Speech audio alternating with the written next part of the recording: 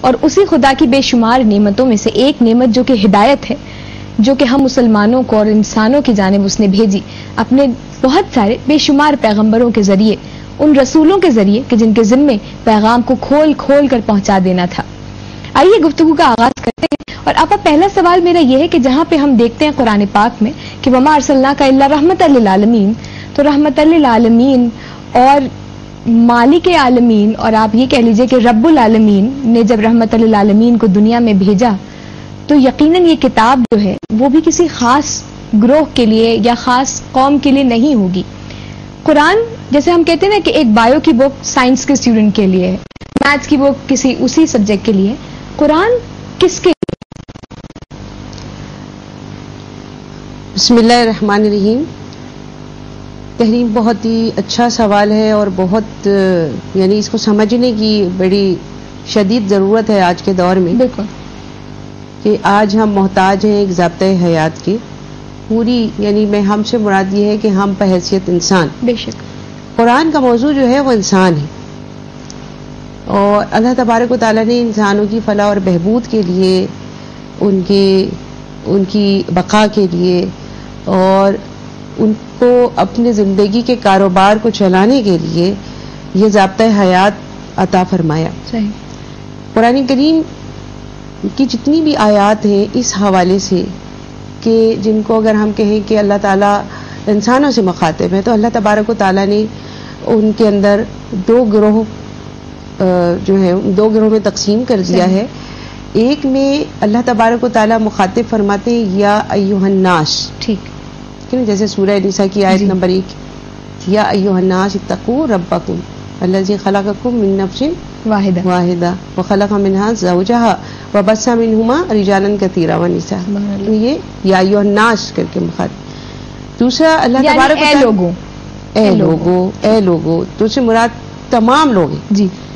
دوسری آیات ہیں اس کے اندر جو ہے یا ایھا الذین آمنوا، سبحان اللہ، تو یہ ان لوگوں سے مخاطب ہے اللہ تبارک و تعالیٰ جو اس کی یا ایھا الناس کی پکار پر اس کے دین میں داخل ہو گئے، سبحان اللہ، جو دین اسلام ہے، اللہ جو اللہ تبارک و تعالیٰ نے بحیثیت دین ہمارے لیے پسند فرمایا۔ سبحان اللہ، الیوم اکملت لکم دینکم واتممت علیکم نعمتی سبحان اللہ، وردیت لکم الاسلام سبحان دینا، اللہ، کہ آج میں نے تمہارے اوپر اس نعمت کو تمام کر دیا، تمہارے دین کو مکمل کر دیا اور نعمتوں کو تمام کر دیا، اور اسلام کو بحیثیت دین تمہارے لیے چن لیا، منتخب کیا۔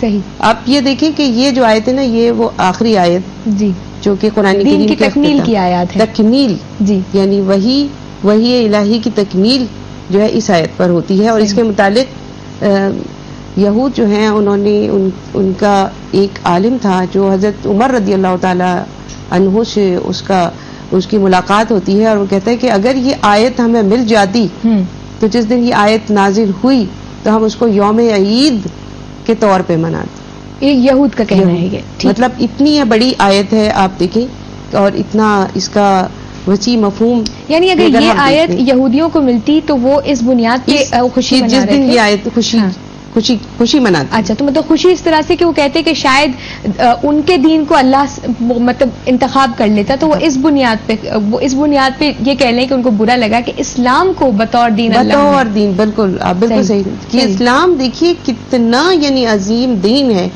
کہ اللہ تبارک و تعالیٰ نے ہمارے لیے اس دین کو پسند فرمایا، اللہ نے ہمارے لیے انتخاب کیا اس دین کا انتخاب، تو یقیناً یہ ہمارے لیے اس سے بہتر اور کچھ ہو ہی نہیں سکتا۔ دوسرا یہ کہ قرآن کریم کے اندر جو سورہ رحمان میں اللہ تبارک و تعالیٰ مخاطب ہیں ان دو مخلوقات سے جو کہ اللہ تبارک و تعالیٰ نے پیدا فرمائی، اور ان مخلوقات کا حساب کتاب ہوگا یوم حشر، یوم الدین۔ وہ مخلوقات ہیں جن و انس، فبأی آلاء ربکما تکذبان، کہ نا تم دونوں جو ہو کس اللہ کی کون سی نعمتوں کو ٹھکراؤ گے، نا کس سے انکار کرو گے۔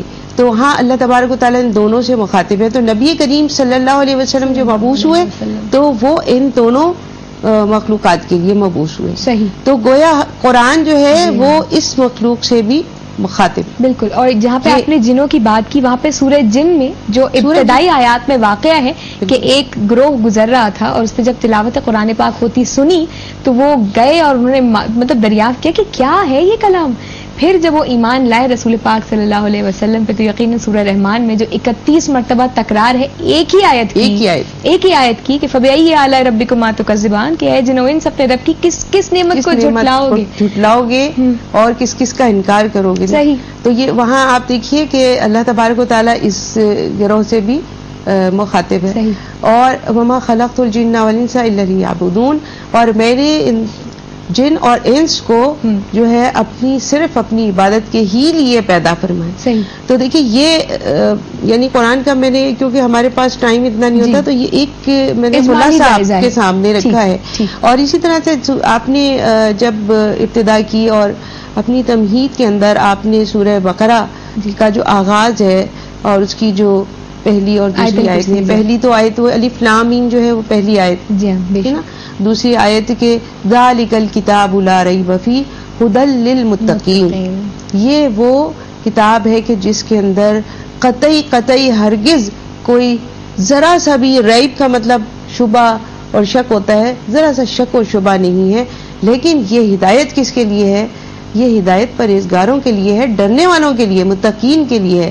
اور آگے جا کے پھر اس متقین کی تعریف اللہ تعالیٰ بیان فرماتے ہیں کہ الذین یؤمنون بالغیب ویقیمون الصلاۃ ومما رزقناہم ينفقون.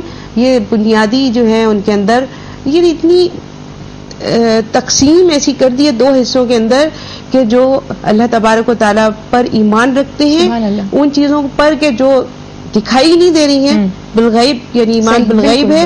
اور اس کے بعد نماز کو قائم کرتے ہیں اللہ تبارک و تعالیٰ نے جس کا حکم دیا اپنے معاشرے کی بہتری کے لیے.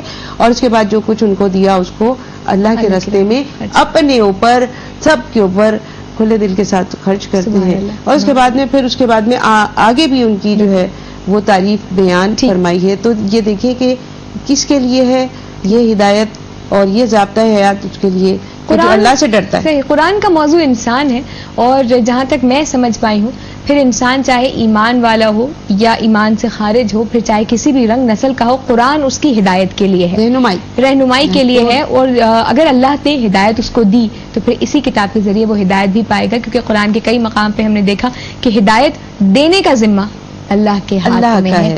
اللہ کے ہاتھ میں ہے. نعمتوں کا ذکر ہے. الا البلاغ المبین ہمارے سب کے اوپر پہنچانے سے زیادہ یہ ذمہ داری نہیں. بالکل. اور یہی ذمہ داری پیغمبروں اور رسولوں پہ بھی تھی جو کہ میں اس دن ایک دفعہ پڑھ رہی تھی.